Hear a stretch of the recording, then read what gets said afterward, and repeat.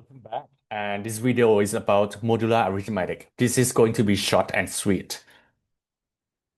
What is it? There's a moment that when you do a divide, or you carry remainder, and that's the word of modular arithmetic.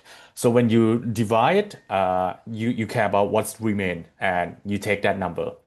For example, if you modular 4, it means that you divide by 4, and then you see what remains, and then you output that. For example, for modular 4, it's 0 because there's no remainders, but 3 mod 4, it's 3 because you got a remainder as 3. And you just keep doing it. This is the example that I show you. So if you like keep doing it, you will see that it's repeating the pattern, which is 0, 1, 2, 3, 0, 1, 2, 3, 0, 1, 2, 3. That's because all the remainder, it usually just not usually, it's always 0, 1, 2, 3 for the mod 4. And this is very useful for many use cases of cryptography. I'll tell you later why. Another concept that you should learn is the congruent, and it's say that two things have the same two remainders. For example, 1 and 6 mod 5. If you divide by 5, both of them get 1 as the remainder, and you can say that 1 and 6 are congruent in mod 5 world.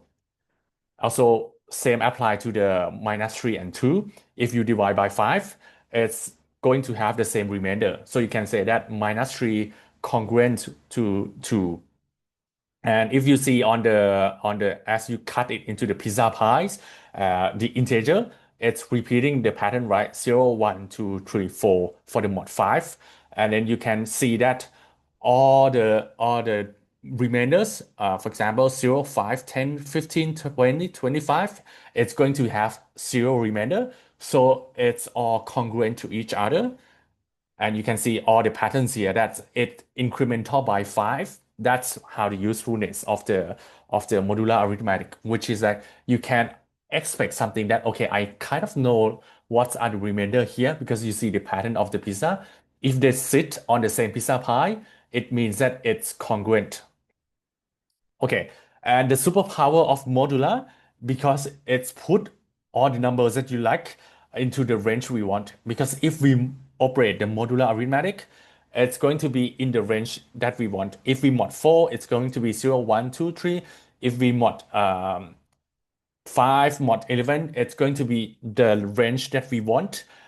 The one of the most apparent useful example is the clock, because the clock only have from 1 to 12, and that's some sort of mod 13 exclude 0 or something like that. But yeah, you get the idea that if we mod something, you will always get the output in the range we want. And that's going to be very useful in hash function because we want to limit the range that we want to operate it and output it, and that's going to be somewhat useful. Okay, I want you to do some exercise. Pause the screen here and then trying to answer yourself. I think it's simple enough. You might not need to jot it down, but feel free to do so if you want. But find the answer before you move on to the next video. And then I see you in the next video.